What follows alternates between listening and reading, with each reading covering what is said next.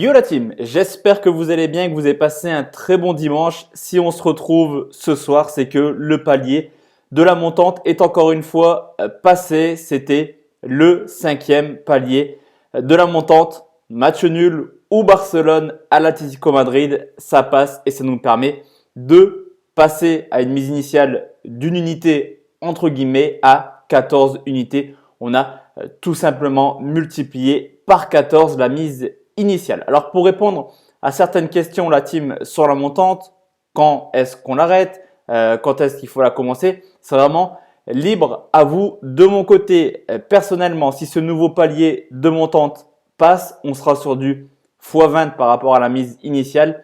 Et de mon côté, personnellement, j'arrêterai cependant pour le fun. Si ce pronostic passe, forcément, on continuera. En tout cas, de mon côté, c'est le dernier palier que je tente. Forcément, les montantes, quand ça commence à bien monter et que les gains sont plutôt sympas, on est un peu plus sur la défensive. Forcément, c'est quand même risqué de jouer des sommes comme ça. D'ailleurs, je vous déconseille fermement de jouer des sommes comme ça, mis à part dans des montantes où la mise initiale était de 10 euros. En cas de perte, au final, on va se dire que c'est seulement 10 euros de perdu, même si on a engrangé du bénéfice et ça ferait forcément de la peine. Mais en tout cas, à la base, c'est juste un petit billet de 10 qu'on avait mis sur le premier pronostic qui était le but d'Icardi contre Lille.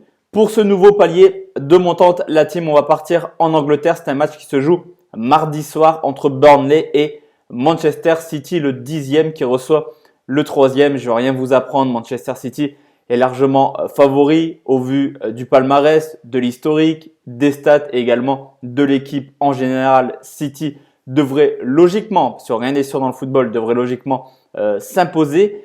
Et une équipe de Manchester City qui a sûrement dit adieu au titre ce week-end. Nouveau match nul, 2 buts partout à Newcastle pendant que Liverpool l'emportait encore une fois difficilement. Mais les Reds ont encore fait le boulot.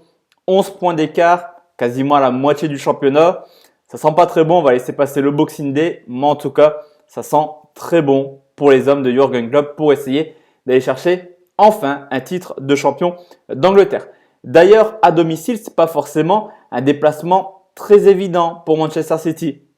4 victoires pour 3 défaites pour Burnley, une équipe qui a dans ses 7 matchs marqué dans 5 rencontres différentes, donc une équipe capable de marquer du but. Mais quand Burnley reçoit un gros, ça ne se passe pas très bien. 4 buts encaissés contre Chelsea, 3 buts encaissés contre Liverpool. Offensivement, ils sont capables de marquer. Défensivement, c'est un petit peu porte ouverte contre les grosses équipes. Cependant, Manchester City à l'extérieur, entre guillemets, c'est seulement 4 victoires en 7 matchs. C'est plutôt un beau bilan, on va dire, pour une équipe moyenne de championnat. Mais là, on parle de City qui a tout simplement déjà fait un match nul et 2 défaites à l'extérieur. C'est un bilan très moyen tout de même pour les hommes de Pep Guardiola. Offensivement, pas de problème, 18 buts marqués à l'extérieur malgré l'absence d'Aguero. Manchester City a vraiment du potentiel offensif pour marquer du but. Mais défensivement, on a quand même quelques lacunes cette année. Déjà 10 buts encaissés et seulement 2 clean sheets en 7 déplacements. Burnley est également la 7e équipe la plus prolifique de Première Ligue. 20 buts marqués, 20 buts encaissés et la réception de City, c'est la réception de l'équipe, elle, la plus prolifique de Première Ligue. En moyenne, on a 4 buts par match, que ce soit marqué ou encaissé. Avec Manchester City, on a souvent du spectacle. 7 déplacements cette année pour les Citizens. 6 fois, il y a eu au moins 3 buts dans les rencontres. On le sait, quand City se déplace, il y a du but. 2 choses également à vous dire avant de vous donner mon pronostic, même si vous vous en doutez un petit peu, c'est que City est tout simplement dans l'obligation de s'imposer. Il n'y a pas de calcul à faire, il faut aller chercher les 3 points à Burnley absolument et espérer que Liverpool fasse quelques faux pas avant la fin de saison.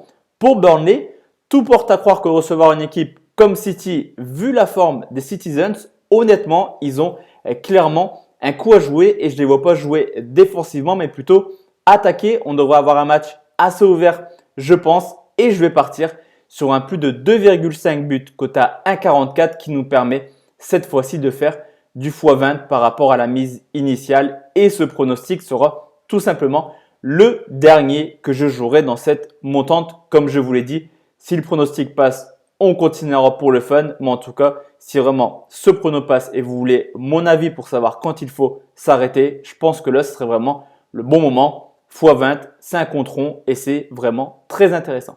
Donc voici la team, mon pronostic pour ce nouveau palier de montante. Je vous donne rendez-vous ce soir pour demain matin pour une nouvelle vidéo de pronostic sportif. Le concours Kick Tip sur la nouvelle journée de Ligue 1 qui se jouera dès mardi, également comme le match de City. On se retrouve également demain soir, lundi à 20h pour une nouvelle vidéo de pronostic sportif. On va commencer à analyser les rencontres de ce mardi.